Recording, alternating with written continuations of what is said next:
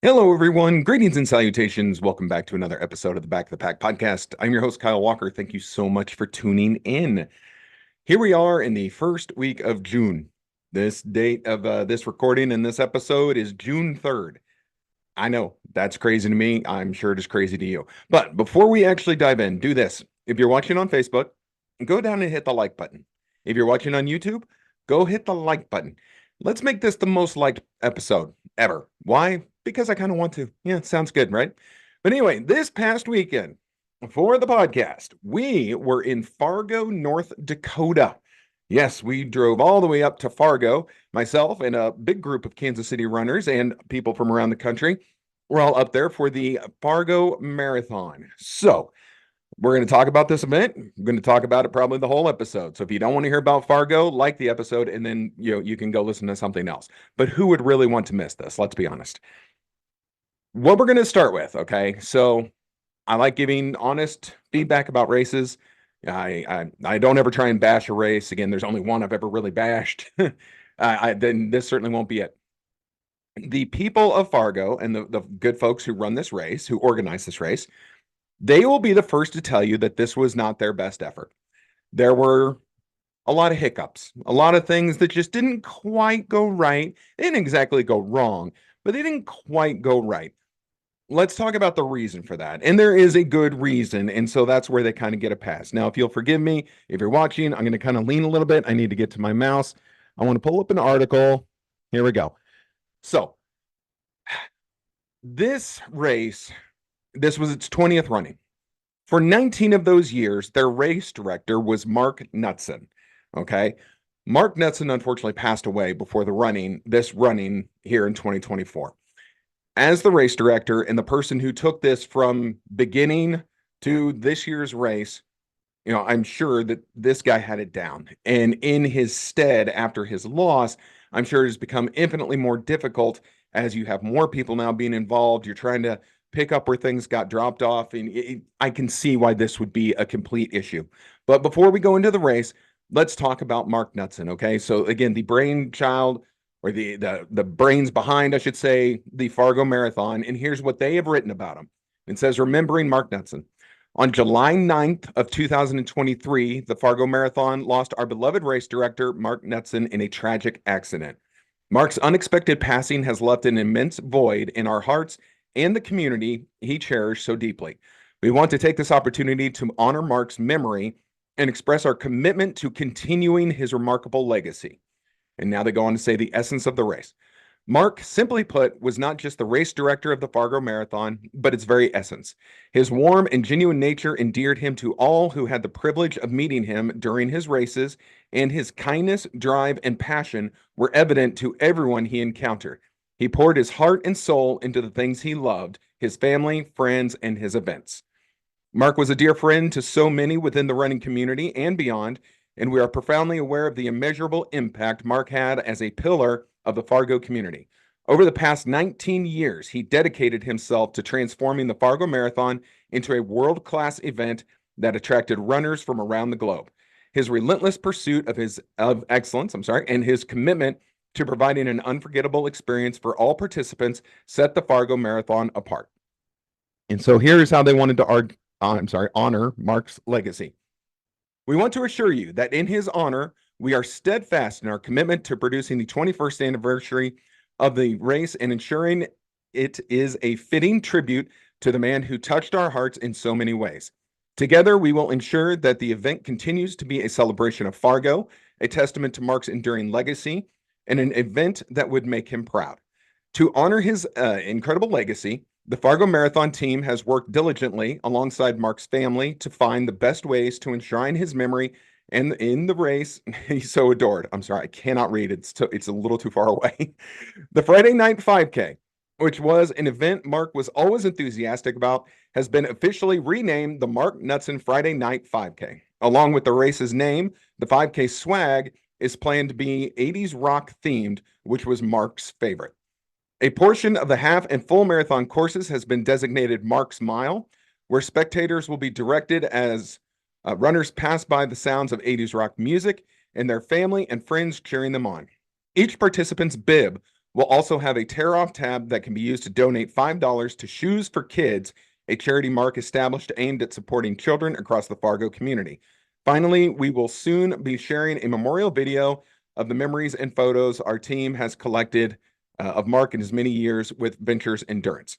And then lastly, heartfelt condolences. Finally, we extend our heartfelt condolences to Mark's family and friends. We ask that you keep them in your thoughts and prayers during this difficult time. In light of this enormous loss, the Knutson family kindly request that donations be made to Shoes for Kids in Mark's memory, ensuring the continuation of his remarkable legacy and dedication to a cause that meant to him so much. Let us come together as a community, united in our shared memories and the impact that Mark Knutson has left on our lives. So that's really kind of how I wanted to start with this.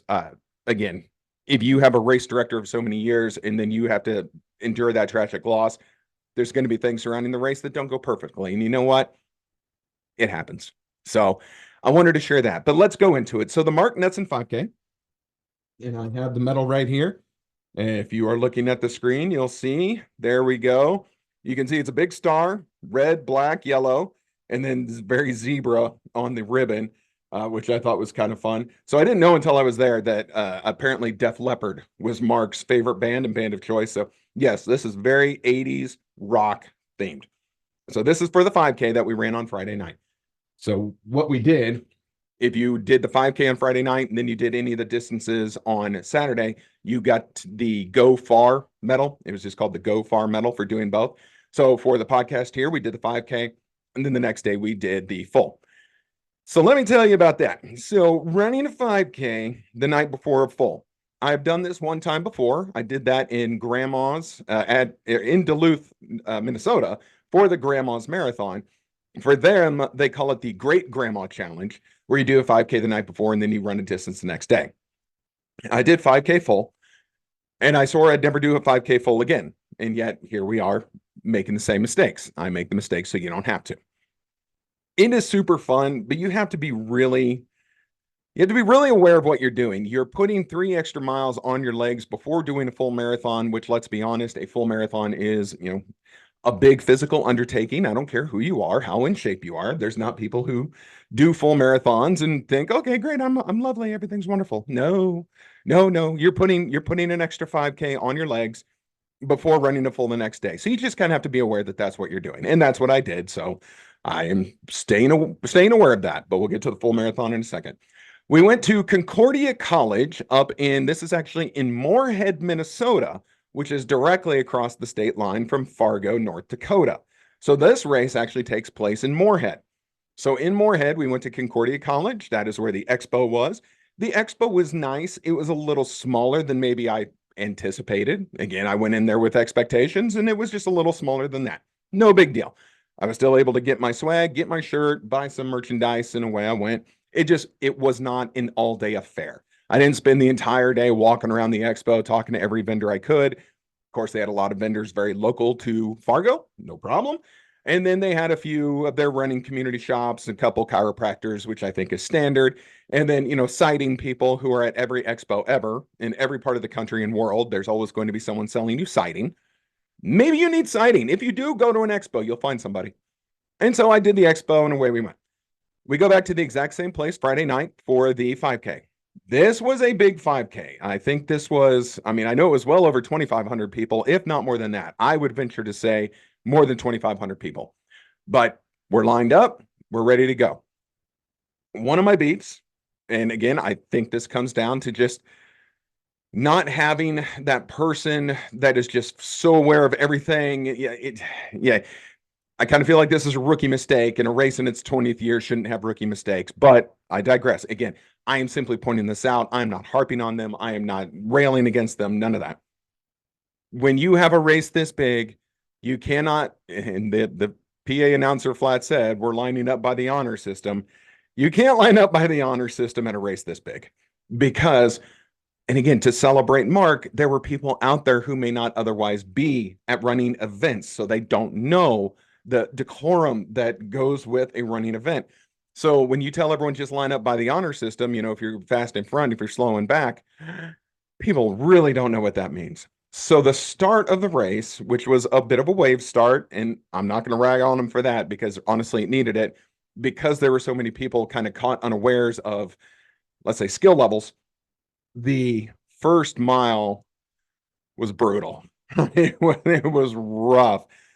People who started the race just at a walk, and there were runners behind them. So you've got runners slamming into the walking people in front of them and trying to, dodge, dip, dive, dodge, and duck, and all that stuff, whatever the 5 Ds of dodgeball are.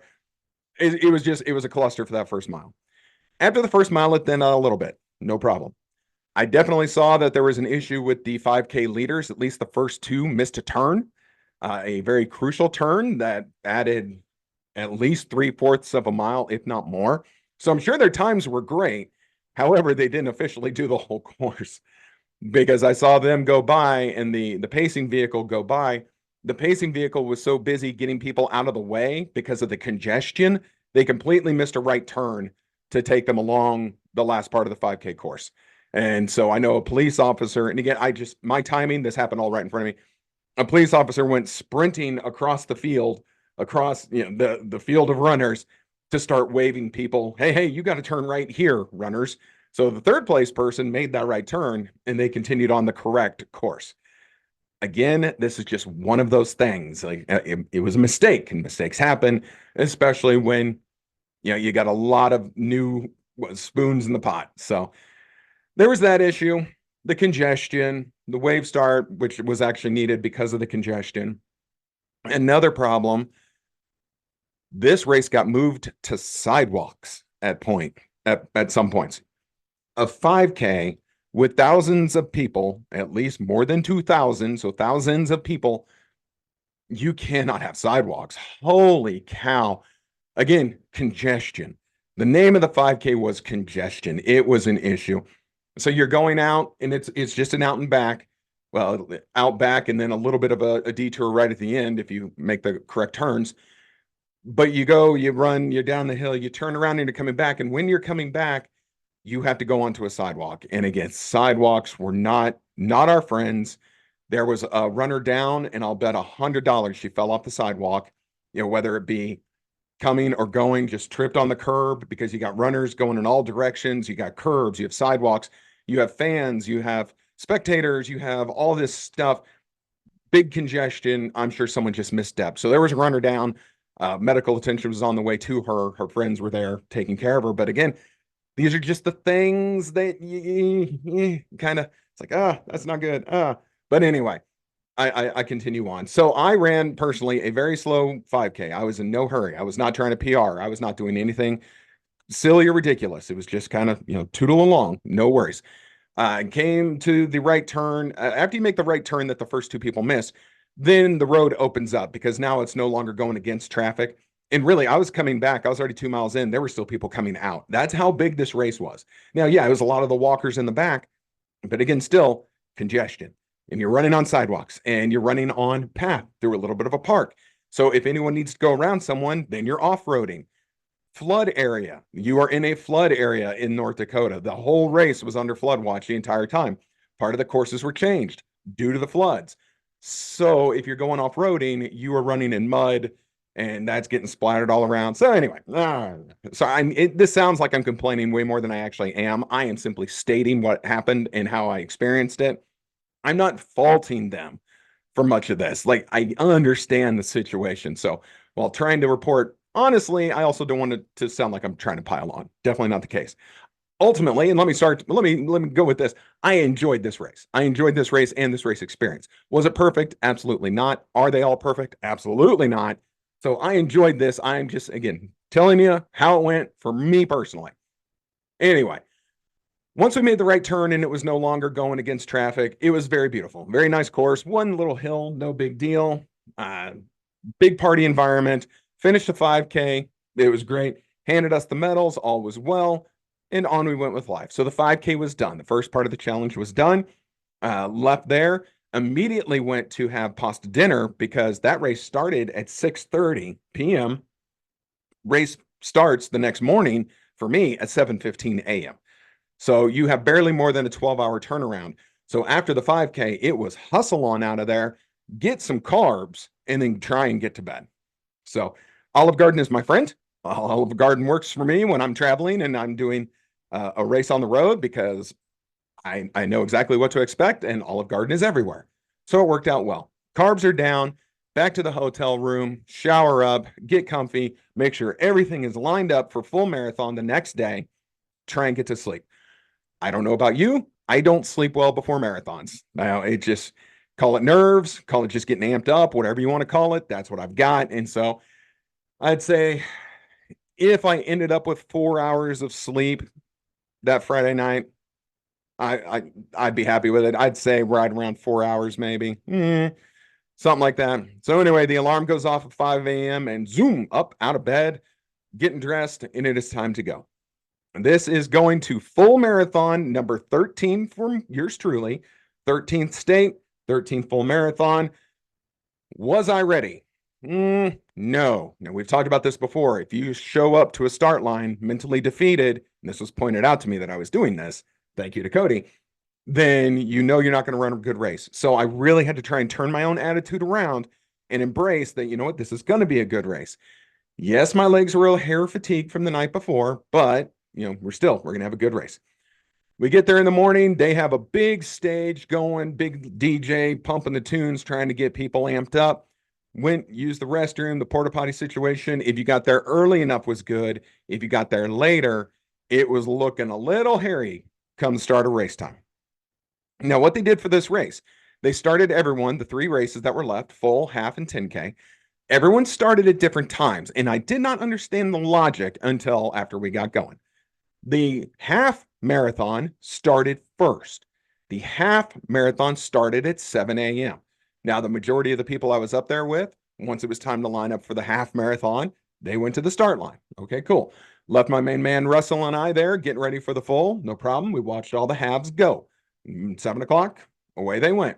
National anthem was done. Race started on time. You guys know that's a thumbs up from me. Love it when that happens. So the half marathon is off. We have 15 minutes. So get in the corral, run into some other runners. We're talking, we're stretching, everyone's getting ready. And then it is time for the business. All right, start time. 7:15, go. Took me maybe 2 minutes to reach the start line from where I was in the corral. So it moved well. No wave starts on Saturday morning, and I'm good with that. I'm setting off, and I'm ready to go at my marathon pace. Okay, and away we go. Whee! I run with Russell for a little bit. Russell is a faster runner than I, so we shoot the breeze for a little while, and then boom, he's off. He's going to go run his race. Good man.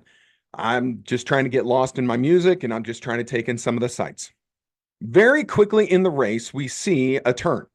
It is a turn where the half marathoners went straight, and the full and 10K marathoners hang a left. Okay.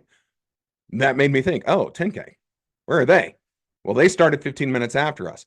So as I'm trucking along at my full marathon pace, very quickly, here come the 10K runners like their asses are on fire.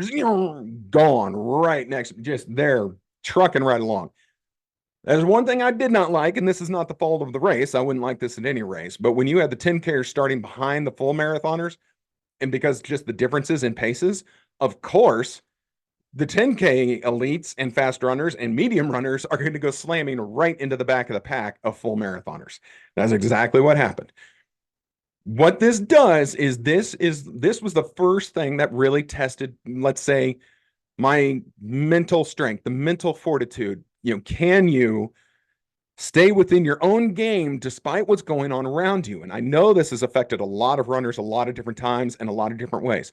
But as I'm going along and I am running my race and I am at my pace, and you're getting passed by hundreds of runners who are just cruising right along, naturally, your body's going to want to accelerate. Whether it be your pride saying, I'm tired of all these people passing me, whether it just be kind of your peripheral vision saying, okay, clearly I'm falling behind because all of these people are smoking me. What you really have to keep in mind is you're running a different race, but it is weird. It is really weird. Now, I'm used to full and halves being lumped together. You're not really used to a full and 10K. Again, They are going at high speed a quarter of the distance that you are doing. And I know 10Ks, like 10Ks are legit races, no question, but that's a quarter of what you as a full marathoner are trying to do. So you cannot let that competitive nature that we all have creep up into your brain as all these people are just zooming right by you. Like a freaking racetrack. So I really had to keep myself under control. And there was maybe 2 times I found myself getting a hair faster, but I was able to catch it and bring it back rather quickly. So the 10Kers are doing their thing. We're doing our thing. And we're kind of following the same course. The half marathoners are just out there somewhere in the world. We, well, let's see, we're past the 5K mark, no problem. We're running right along, and I think, okay, so there was a point where we ventured off from the 10Kers. I want to say around mile 4 for us, and we take this big detour. Now, the full marathon, this big detour I'm talking about, the reason I say it's a big detour, we went into the nice part of Fargo, North Dakota. The homes that I was looking at, wow, these places are beautiful. It was actually really cool. We did maybe 4 miles, 3 to 4 miles in these really nice neighborhoods. A lot of these homes were brand new because there were some still being built, and you could see the lot was for sale. But these were some beautiful homes. If you're ever thinking about Fargo, North Dakota, man, they got some beautiful homes out there. So I'm running through this very nice area, very nice homes, cruising right along, doing my thing. I want to say at around mile 5. No, I'm sorry. I think it was closer to mile. Oh, see, I had this all worked out in my head. Now I'm all kerfluffled. Either which way, we eventually come back around and we catch back up with the 10Kers. At this point, we're at the back of the 10Kers. So where it was, we had them all zooming by us before. Now, even at our full marathon pace, we're going around the back end of the 10Kers. So again, a little congestion, and I get we needed to add some miles to our run. Understood. We run back into the 10Kers, and we stay with the 10Kers until they're well after mile 5. So they're well less than a mile left before we finally split off. They make a right turn to go to the finish line. We full marathoners keep going straight. And this happened, I think, at mile 8 for us. I think this was right at mile 8 where there was the split. So mile 8 for us, mile 5.5 for them, they leave. Coming the other direction on the other side of the road are the half marathoners. So now the half marathoners are finishing their race, and they've got less than a mile left, maybe a mile, mile and a half, not even that, half a mile to a mile. And so they're all on the other side of the road, and now they're making that left, merging with the 10Kers, and everyone's heading down the street back to the start line, except for the full marathoners who are going out. So what I like about this is, and again, mile 8, 9, 10, even maybe up to 11, we had half marathoners coming the other direction. And so, we were going north, they were going south, kind of a thing. What I like about that is it's a distraction. And at that point, I needed a distraction. Now, 8, 9, 10 miles in, I was still feeling good. Me personally, for what it's worth, I was feeling good. But I love the distraction of runners coming the other direction. I saw a lot of my Kansas City peeps. I saw some people who were familiar with the podcast. There were high fives given out. Made sure everyone was cool. Saw the friends and family and the run fam, and so that was great. And it was a wonderful distraction.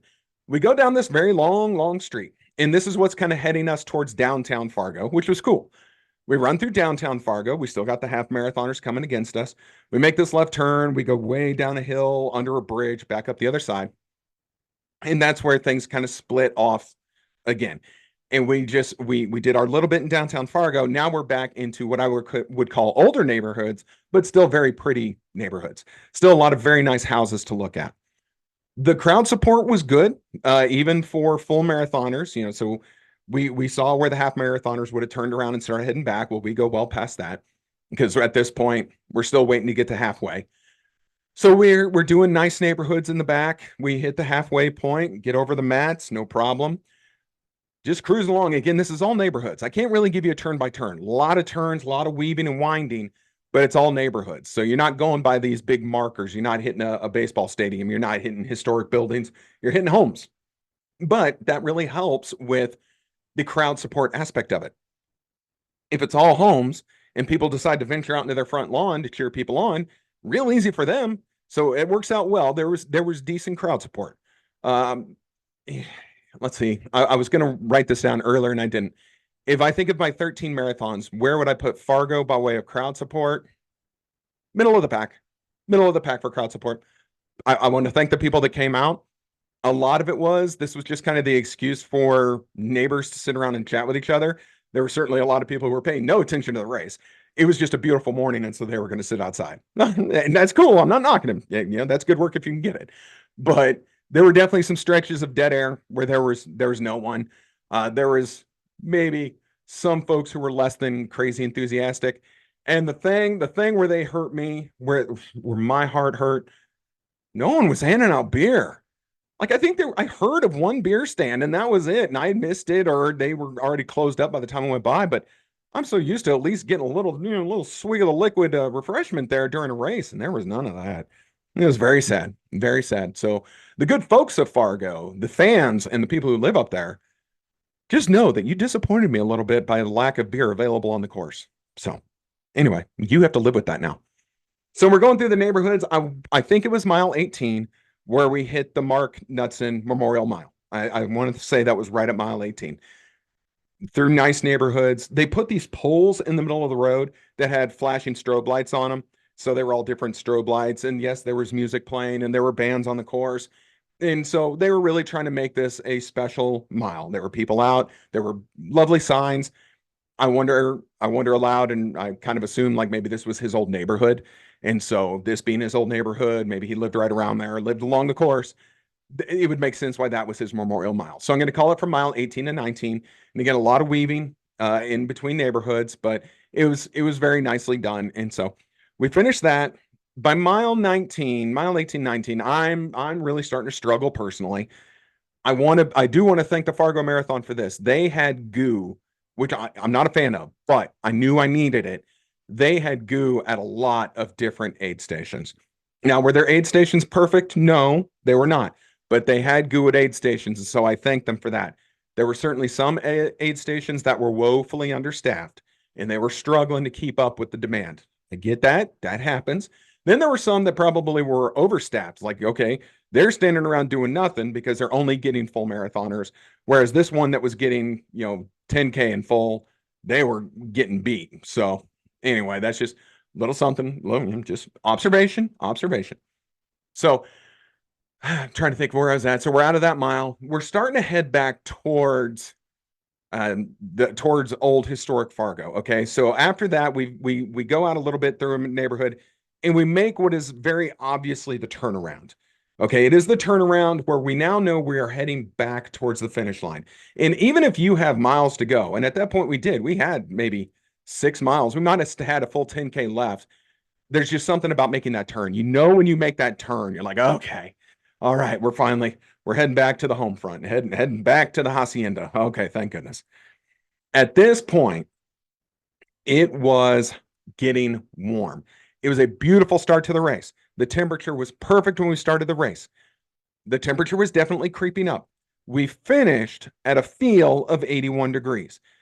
I know that's not terrible. There are people dealing with a lot worse. And honestly, I've run a lot worse this year. And other runners of Fargo, let me know if I'm wrong. But the sun, it wasn't the heat, but that sun was intense on that Saturday morning. Once it got up there, it almost felt like I was under UV rays or something. It wasn't crazy humid. It was a little humid, not crazy humid. And it wasn't really hot. I mean, it was a little hot, but not crazy hot. But just that sun was beating down.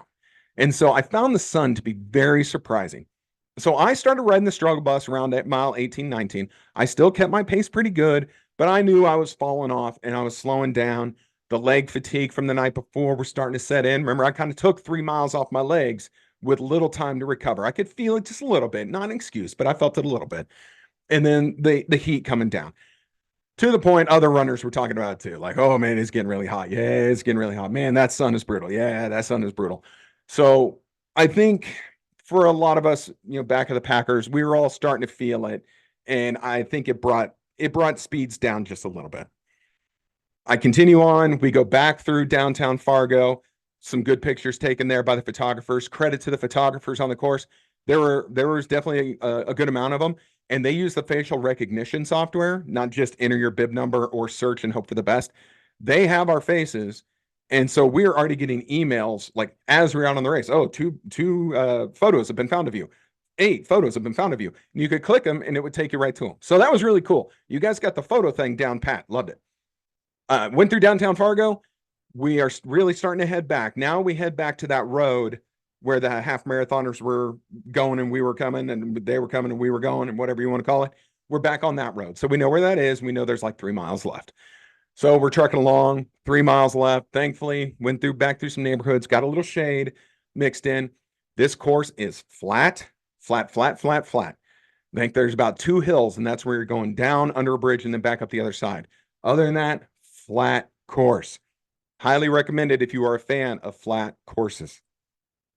Anyway, I'm struggling towards the end, getting past mile 22, past 23, past 24. There was a hiccup in the measuring, especially for you half marathoners, with about 2 miles left, actually 3 to 2 to whatever. I'm looking at my watch, and I think I'm coming up on 24 miles. So I know 24 miles, I got 2 left. Hooray. I see the half marathon sign. It says mile 10. If they say mile 10 and I'm saying I'm at 24, that means I have 2 left. How could they have 3 left? This does not compute, my friends.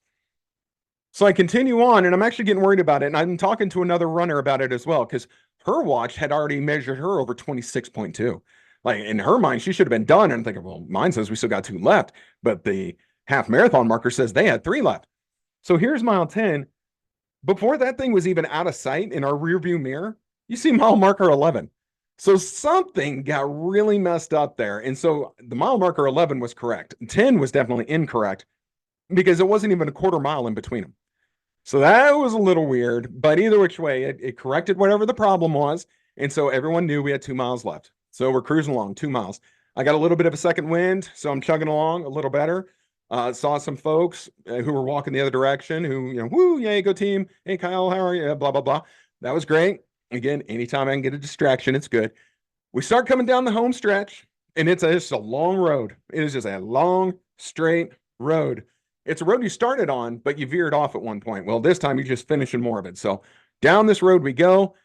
I'm at 25 and a half, long road. What is that up there? You can see the finish line in the distance. Like it's that flat, that straight, and that clear of a day. I hit mile marker 26. There it is, of course, right in front of me. You take your last gasp of air and you finish it out. Finished it 26.2. This was my 3rd fastest marathon. I had dreams of a PR. Okay, so a couple reasons why I don't think I got the PR was running the 5K the night before and kind of taking that energy out of the legs. And then I think it was the sun and the heat at the finish of the race because I really fell off in that last 10K. Not embarrassingly bad, but more than I would have liked. If I could have kept pace with what I was doing before, I would have had a PR. Missed a PR by 5 minutes. Over 26.2 miles, what are you going to do? So for me, it still goes Boston, my fastest. Tulsa, Route 66, my 2nd fastest, which was also my 1st. So that was on 31-year-old legs, not 44-year-old legs. And then now we have Fargo. So there it is. Finishing the race, got my medal. And then I got the medal for the Go Farch Challenge. Sorry, you can see I was reaching there. Another thing where there was a hiccup. And again, this is just a hiccup. And if anyone from Fargo listens, they can write this down and be like, okay, maybe we'll look into this next year. The Go Far Challenge medals were a pain to find. I understand you are at the mercy of volunteers sometimes. You cannot control every volunteer. The particular volunteer at the time that I was coming through, who was supposed to be handing out the Go Far Challenge medals, was sitting on a table on his phone with just a little pile of medals at his feet. He wasn't paying no attention. So I'm looking at different tables. First, I walk over to a table. That's all the half marathon finishing medals. Okay, that's not me. I walk over here. Okay, those are all the 10K finishing medals. Okay, that's me. Still walking along. I see one last table with a guy sitting on it. I walk over, and there was the little stack of Go Far Challenge medals. Here's what it looks like. There's the Go Far Challenge medal. I like it. It's green. It's this egg shape. It just says Go Far on it. Green little lanyard here. I like it. So I think this is a cool medal. So this goes along with doing the 5K, of course. So here's this. You see? Yeah, pretty. So that'll be on the wall behind me here shortly. I got that. And then, of course, I got the medal for the full marathon. And here it is. Much bigger than I anticipated.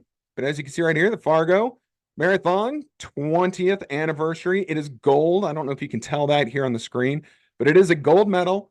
Then they got their sponsor nice and big on the back.